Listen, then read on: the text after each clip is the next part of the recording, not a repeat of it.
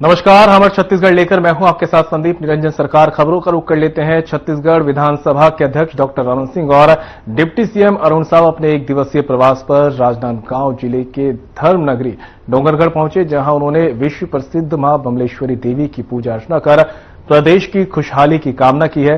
साथ ही शहर के विभिन्न विकास कार्यों के लोकार्पण और भूमि पूजन कार्यक्रम में शामिल हुए हैं, जहां बमलेश्वरी धर्मार्थ चिकित्सालय के साथ निर्मित डायग्नोस्टिक सेंटर की लागत लगभग 10 करोड़ रुपए है, तो वहीं पीडब्ल्यूडी विभाग के द्वारा किए जाने वाले विभिन्न विकास कार्य, जिसमें वाई शेप ओवरब्रिज सहित कई विकास कार्य जिसकी लागत लगभग 39 करोड़ रुपए है, का भूमि पूजन किया गया। वहीं इस अवसर पर सांसद संतोष पांडे सहित बड़ी संख्या में जिला बीजेपी और शहर बीजेपी के पदाधिकारी और कार्यकर्ता उपस्थित रहे।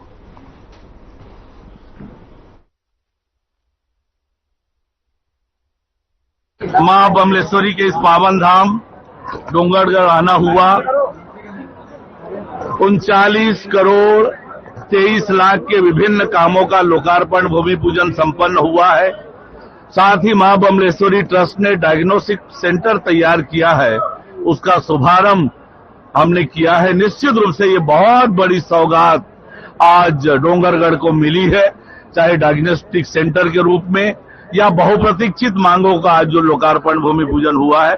मैं क्षेत्रवासियों को बहुत बधाई और शुभकामनाएं देता हूं। डोंगरगढ़ की महती आवश्यकता अस्पताल की और इस दिशा में ट्रस्ट ने इनिशिएट लेते हुए 100 बिस्तर का अस्पताल की स्थापना की ओर अग्रसर है और आज डायग्नोस्टिक सेंटर का उद्घाटन अतिथियों द्वारा किया गया है।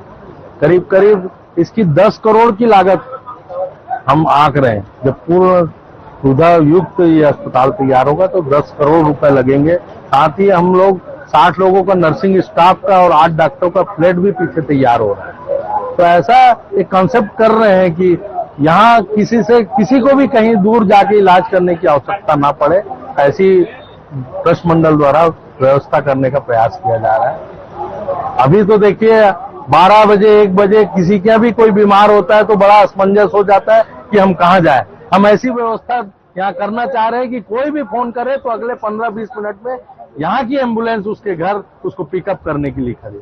ऐसी हमारी योजना है। जी, ये जो अभी जो हॉस्पिटल का जो होना बाकी है, ये कार्य अभी कब तक पूरी तरह से पूर्ण हो जाएगा? देखिए, करीब 50,000 स्क्वायर फीट का कंस्ट्रक्शन है और इतनी सारी सुविधाएं उपलब्ध कराने के लिए हमारे को सभी चीजों के लिए दूसरे जिलों पर शहरों पर डिपेंड है, वहीं से आते हैं सब लोग और इसमें समय लगता है। तो उसको देखते हुए समय तो लग रहा है पर निश्चित रूप से हम बहुत जल्द इसको चालू कर लेंगे। जी, ये अस्पताल जैसे पूरा होने पे क्या यहाँ अच्छे डॉक्टरों को भी आना होगा? बिल्कुल, अभी हमारी सब डॉक्टरों से बातचीत चल रही है और मेडिकल ऐसी जगह चीज है, ये ऐसी लाइन है, यहाँ अगर आप प्रयास करेंगे तो किसी चीज की कमी नहीं। सरकार की इतनी योजना है, सरकार से इतने फंड मिलते हैं, उससे डॉक्टरों का कोई फीस निकालना कोई कठिन नहीं है और ट्रस्ट मंडल भी इसके लिए प्रेरित है कि अगर ट्रस्ट का भी कुछ पैसा यहाँ से लगता है तो ट्रस्ट पीछे नहीं हटेगा और इसको संचालित अच्छे से करेगा। क्या बमलेश्वरी ट्रस्ट हॉस्पिटल के द्वारा ब्लड बैंक की व्यवस्था की जाएगी? बिल्कुल, अभी तो हम लोग ये ब्लड एक स्टोरेज सेंटर के माध्यम से हम चालू करने जा रहे हैं, पर आने वाले भविष्य में एक ब्लड बैंक की भी स्थापना यहाँ पर होगी। राजनांदगांव में पुलिस विभाग द्वारा लगातार कार्रवाई की जा रही है। रेवाड़ी स्थित अटल आवास पेंड्री लखोली जहां भी है वहीं छापेमारी की जा रही है। देखा जा रहा है कि लगातार शहर में मारुति चोरी की घटना बढ़ती जा रही है। असामाजिक तत्व ज्यादा बढ़ गए हैं। इसको देखते हुए पुलिस विभाग के द्वारा आउटर में बनी अटल आवास में औचक निरीक्षण कर छापेमारी की गई, जिसमें कई लोग अवैध रूप से वहां पर पाए गए हैं। उनसे पूछताछ की गई और उनके आधार कार्ड भी मांगे गए। कई लोग ऐसे भी मिले जिनके पास हथियार और नशे से जुड़ा सामान भी बरामद किया गया है। इसको देखते हुए पुलिस द्वारा कड़ी कार्रवाई की जा रही है। कुछ लोगों के पास से गांजा भी बरामद किया गया है, उनसे पूछताछ की जा रही है।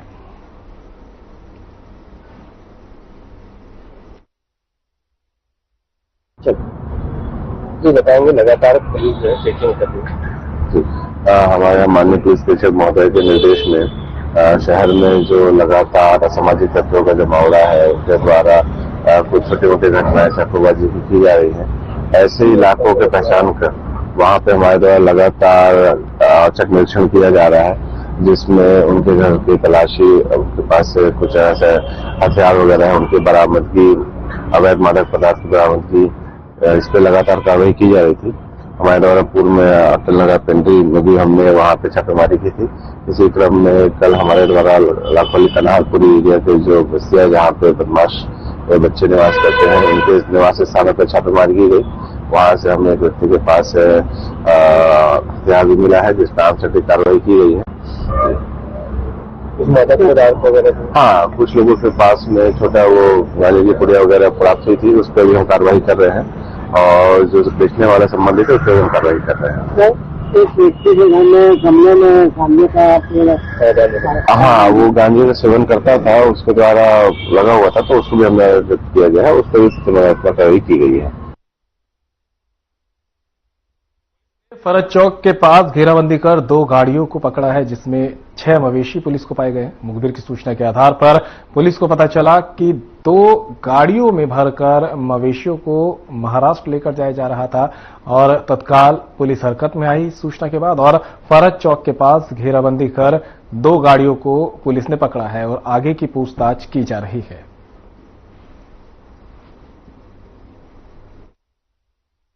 सर, मवेशी से जुड़ी गाड़ी आप लोग पकड़े हैं? ये मुझे को सूचना मिला था कि 2 गाड़ियां जो है मवेशी को लेके पार हो रहे हैं करके हमारे क्षेत्र से, तो हम लोगों ने मौके पे जाके जो एमसीपी लगा के उसको पकड़ा है। उस गाड़ी में 2 गाड़ी है, जिसमें एक गाड़ी में 2 मवेशी है, एक गाड़ी में 4 मवेशी थे, जिसमें से एक छोटा बच्चा है, सभी भैंस है, जिसको हम पकड़े हैं। इसमें 4 लोगों को पकड़ा गया है, तो 4 लोगों को है, अभी कार्रवाई चल रही है। अभी इसमें कहाँ पकड़े से? ये फरहद चौक के पास है। कहाँ से कहाँ जा सकते? ये दुर्ग से आना बता रहे हैं लोग, दुर्ग तरफ से आ रहे थे, इधर महाराष्ट्र की ओर जा रहे थे। कितने बजे की होगा ये? अभी सुबह की है, सुबह में मिला था सूचना। तो और सूचना में इसके पहले भी ऐसा है कि नहीं, अभी तो इसका रिकॉर्ड अभी खंगालेंगे। अभी तो पूछताछ करवाई जारी है, जो मिलेगा फिर आपको अवगत करा। नाम बताएं कि किसका कहाँ लेके जाते हैं, बताएं। नहीं, एक किसी का छद्म नाम है, जिसमें वो बिल बना के लेके जा रहे थे। कितने आरोपी हैं? इसमें 4 आरोपी हैं। सर, गाड़ी देखा बिना नंबर के, नए गाड़ी में एक बिना नंबर का है, एक में नंबर है, उसका नंबर प्लेट दोनों तरफ नहीं लगा है। ठीक सर, आपका शुभ नाम? मेरा नाम है उपनिरीक्षक हृदय शंकर पटेल, थाना लालबाग। दंतेवाड़ा में संघर्ष संयुक्त पंचायत ने अपनी मांगों को लेकर मोर्चा खोल दिया है और इसी कड़ी में बचेली कॉम्प्लेक्स और किरंदुल चेक पोस्ट को जाम कर दिया गया है। देखिए रिपोर्ट।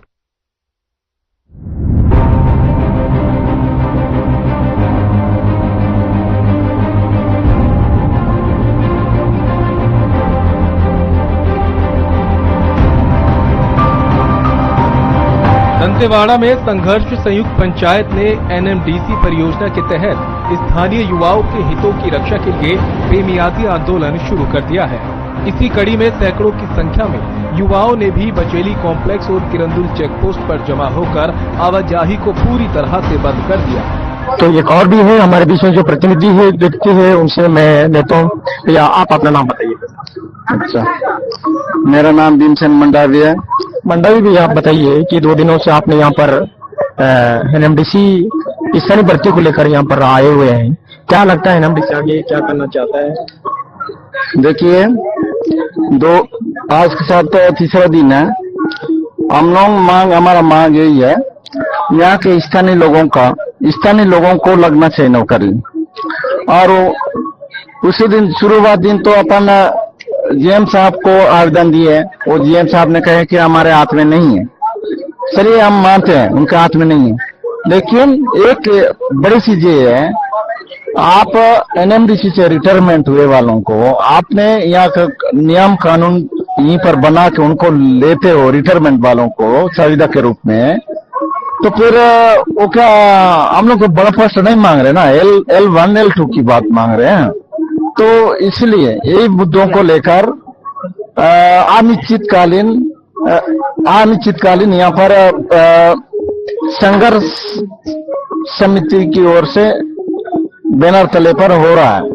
तो जब तक एनएमडीसी वाले या हैदराबाद हेड ऑफिस से लिखित में नहीं देंगे, तब तक इस आंदोलन जारी रहेगा। और करते रहेंगे। और एनएमडीसी के यहाँ पर ऑफिसर हो या जिला प्रशासन हो, जो भी यहाँ पर देख रहे होंगे, संख्या के बल पर देख रहे होंगे, लेकिन ऐसा नहीं है।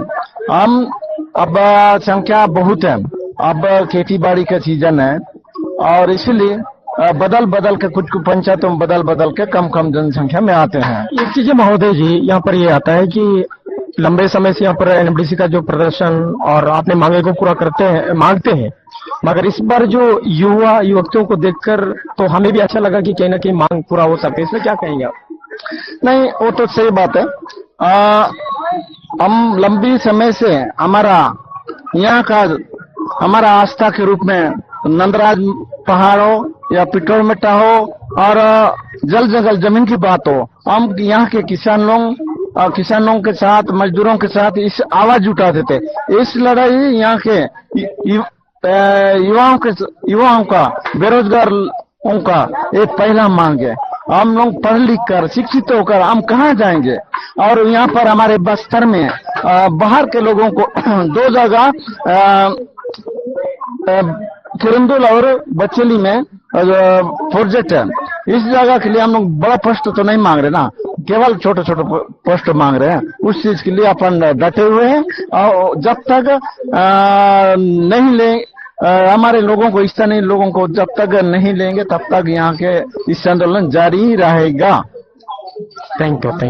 तो ये है यहाँ का जो अनिश्चित कालीन आंदोलन में यहाँ पर सैकड़ों युवती इस आंदोलन में बैठकर अपने मांगे को पूरा लेने के लिए यहाँ पर इकट्ठे हुए हैं। कैमरामैन रामटेक के साथ AR कर्मा, हर खबर, छत्तीसगढ़। तो देखा आपने, युवाओं समेत लोगों ने मांगों को लेकर मोर्चा खोल दिया। हालांकि आवाजाही बंद होने से लोगों को भी परेशानी का सामना जरूर करना पड़ा। अब देखने वाली बात यही होगी कि कब तक इनकी मांगों को पूरा किया जाता है। Bureau report.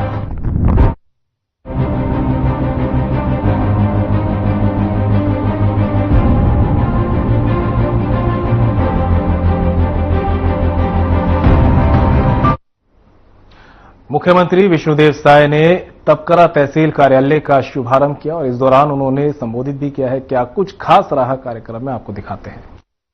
आज मैं सबसे पहले 8 पटवारी सर्कल और 23 गांव के निवासियों को बहुत बहुत बधाई देता हूं, बहुत बहुत शुभकामनाएं देता हूं। उनकी बहुत पुरानी मांग थी कि तपकरा में फुल फ्लेश तहसील का निर्माण हो और आज उनका वो मांग पूरा हुआ है। हम बहुत बहुत बधाई शुभकामनाएं देते हैं। उनकी पुरानी मांग आज पूरी हुई है और अब यहां पर तहसील ऑफिस के शुरू हो जाने से और आज आम जनता का सबसे ज्यादा काम ये तहसील से ही रहता है।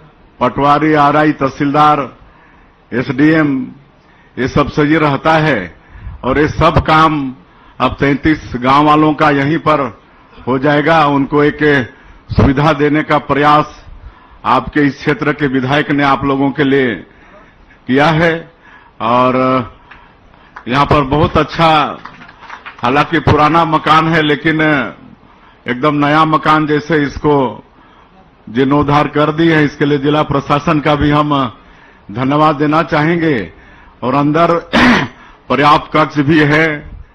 तहसीलदार यहां पर मैडम हैं तो उनके लिए अच्छा क्या बोलते हैं, कोर्ट भी है, अलग अलग कक्ष हैं और यहां बड़ा अच्छा कलेक्टर साहब ने सबका मतलब नाम और नंबर भी लिखवा रखा है। जितने भी अधिकारी हैं उनका, पटवारी, RI, सबका नंबर भी यहां पर है।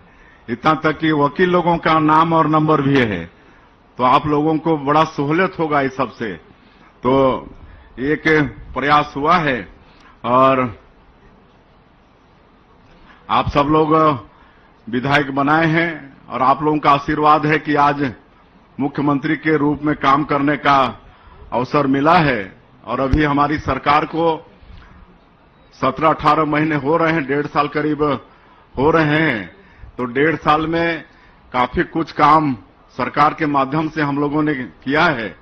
2023 के विधानसभा चुनाव में जो हमारे देश के यशस्वी प्रधानमंत्री छत्तीसगढ़ की 3 करोड़ जनता से वादा किए थे और जिसको हम लोग मोदी की गारंटी का नाम दिए, और आप लोगों को मैं बताना चाहूंगा कि मोदी की गारंटी मतलब गारंटी पूरा होने की गारंटी।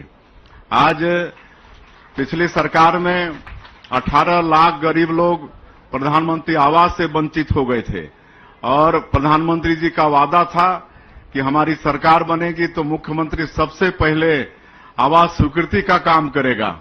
और आप लोगों को बताते हुए गौरव हो रहा है कि 13 दिसंबर 2023 को सरकार शपथ ली और अगले ही दिन 14 दिसंबर 2023 को पहला कैबिनेट में ही 18 लाख प्रधानमंत्री आवास की स्वीकृति दे दिए और आज लगातार भारत सरकार से भी स्वीकृति मिल रही है।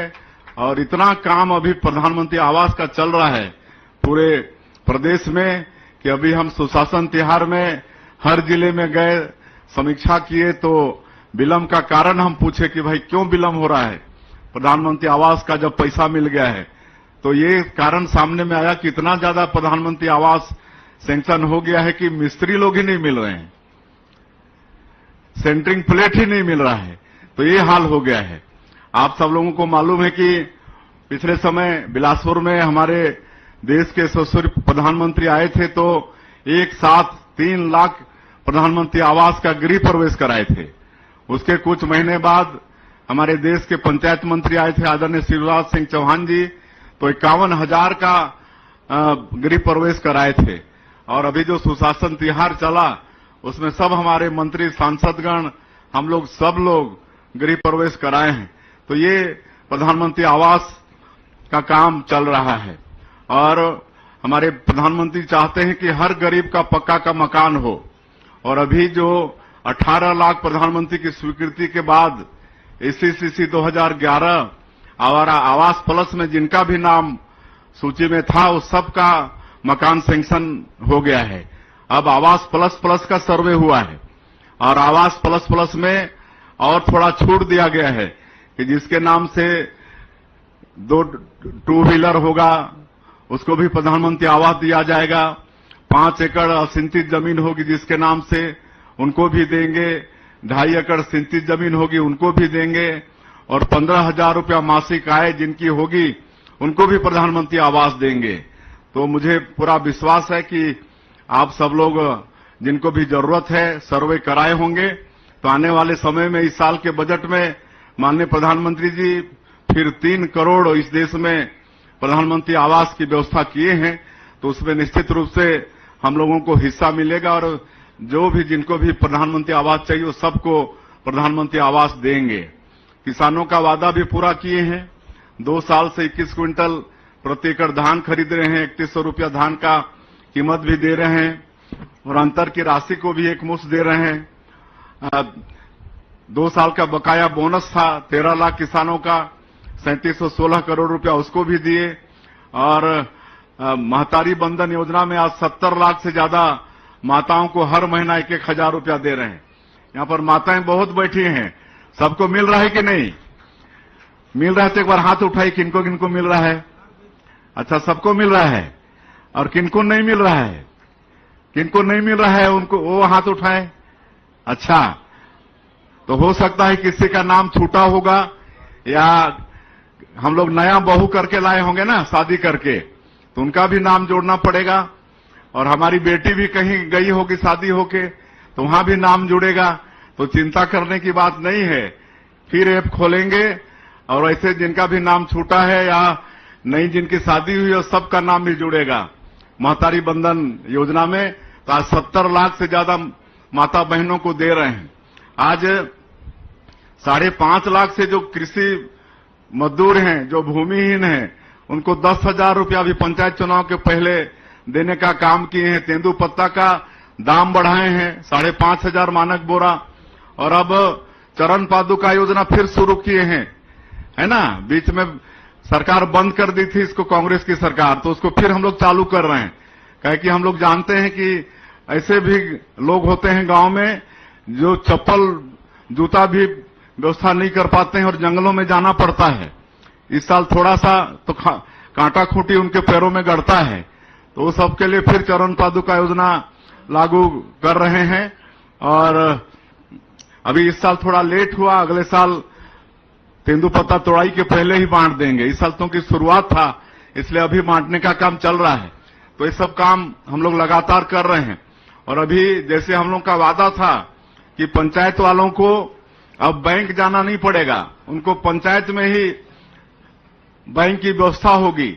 तो आप सब लोग सुने होंगे 24 अप्रैल राष्ट्रीय पंचायती राज दिवस था। उस दिन हम लोग 1460 ग्राम पंचायत पूरे प्रदेश के 146 विकासखंड हैं, तो हर विकासखंड से 10-10 पंचायत का चयन करके वहां पर अटल डिजिटल सेवा केंद्र शुरू किए हैं।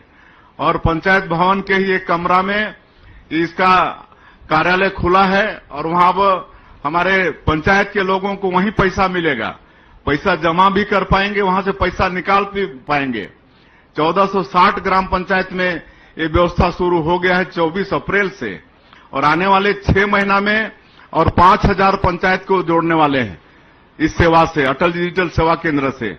और अगले साल के 24 अप्रैल तक प्रदेश के जितने भी ग्राम पंचायत हैं सबको जोड़ देंगे अटल डिजिटल सेवा केंद्र से। अब बैंक आपके घर तक आएगा, आपको बैंक तक जाना नहीं पड़ेगा। तो ये व्यवस्था भी कर रहे हैं। और राजस्व के क्षेत्र में पहले कई बार रजिस्ट्री गलत हो जाता था, झूठा आपका ऋण पुस्तिका बन जाता था, झूठे लोग खड़े हो जाते थे और जो असली मालिक है जमीन का उसको बाद में पता चलता था। अब ये सब भी नहीं हो पाएगा, इसके लिए भी हम लोग व्यवस्था किए हैं। और अब रजिस्ट्री के तत्काल बाद नामांतरण भी हो जाएगा। 15 दिन, महीना दिन फिर इश्तेहार देना पड़ता था, चक्कर लगाना पड़ता था, वो भी नहीं होगा। जमीन रजिस्ट्री के साथ ही मतलब नामांतरण भी हो जाएगा। और पहले एक बार जैसे जमीन में पेड़ होता था तो पेड़ का भी पहले शुल्क लगता था, रजिस्ट्री फीस लगता था, तो पेड़ को काट देते थे। तो इसलिए उसमें भी व्यवस्था की है कि अब पेड़ का कोई रजिस्ट्री शुल्क भी नहीं लगेगा, पेड़ की कोई गिनती भी नहीं होगी। तो इस तरह से कई हम लोग रिफॉर्म लाए हैं, मतलब जितना जो घूसखोरी का रास्ता था वो सबको बंद करते जा रहे हैं और हर जगह डिजिटलाइज करते जा रहे हैं ताकि कहीं मतलब भ्रष्टाचार का रास्ता ही मत रहे। तो ये सब आप लोगों के आशीर्वाद से हम लोग प्रदेश में कर पा रहे हैं। आज एक बड़ा सवेरे सवेरे एक कार्यक्रम और शुरुआत करके आए हैं हमारे बगिया स्कूल से। एक संपर्क फाउंडेशन वाला है और वो 50 स्कूल को लिया हमारे जिले का। वहां पर स्मार्ट क्लास सब टीवी उबी सब दे रहा है। वहां बच्चों को आजकल अब जानते हैं ना, ये आधुनिक जमाना है तो पढ़ाई का तरह तरह कैसे मतलब खेलते खेलते उनको पढ़ाने का तरीका। तो आज उसका शुभारंभ करके आज बगिया से आए हैं। जिले के 50 स्कूलों में उसकी शुरुआत हो रही है। आगे हमने उनसे आग्रह किया कि और स्कूलों को बढ़ाइए, तो ये सब भी कर रहे हैं। अभी हम लोग आज एक और जसपुर में वहां एक प्रदर्शनी चल रहा है, ये जो हॉर्टिकल्चर है, उद्यानिकी है, इसको बढ़ाने के लिए। कहे कि हमारे जसपुर में ये जो धान वान पैदा करते हैं दलहन तिलहन, इसके अलावा ये फलदार वृक्ष का भी बहुत संभावना है। यहाँ पर सेव हो रहा है, जसपुर में सेव हो रहा है। अभी हम पिछले बार जसपुर आए थे तो कल्याण आश्रम वाले हमको पूरा टोकरी भर सेव भेजवाए थे। हमारे कल्याण आश्रम वाले सेव पैदा कर रहे हैं। चाय की खेती हो रही है इधर आपका मनोरा ब्लॉक सब में, और चाय पत्ती एक बार लग गया तो 80 साल तक चलता है। खाली उसका काट छाट करते रहिए, पानी देते रहिए, खाद देते रहिए, 80 साल तक चलता है। तो इस सबको भी हम लोग को बढ़ाना है। सेरिकल्चर, फ्लोरिकल्चर, इस सब में भी आजकल बहुत पैसा है और किसानों को हम लोग और सशक्त करना चाहते हैं। इसलिए मत्स्य पालन, पशुपालन, इस सब में भी इस साल का बजट आप उठा के देखेंगे तो उसमें भारी प्रावधान किए हैं ताकि हमारे किसान लोग खाली खेती पर आश्रित नहीं रहे। कहे कि कभी बारिश अच्छी हो जाती है तो फसल अच्छा हो जाता है, नहीं होती है तो अकाल पड़ जाता है। और हम लोग सिंचाई का साधन भी बढ़ाने वाले हैं। हम अपने जिले का 2 बड़ा सिंचाई योजना उस पर काम कर रहे हैं। आने वाले समय में उसकी स्वीकृति होगी तो करीब करीब हमारा आधा जिला उससे सिंचित हो जाएगा। तो हर क्षेत्र में हम लोग का ध्यान है। पशुपालन को भी हम लोग बढ़ाना चाहते हैं और इसीलिए 6 जिले में अब लोगों को 2-2 गाय दे रहे हैं। देसी नस्ल का गाय, साहिवाल, गिर नस्ल का गाय दे रहे हैं और एनडीडीबी से समझौता हुआ है। राष्ट्रीय डेयरी विकास बोर्ड से सरकार का समझौता हुआ है और लोग।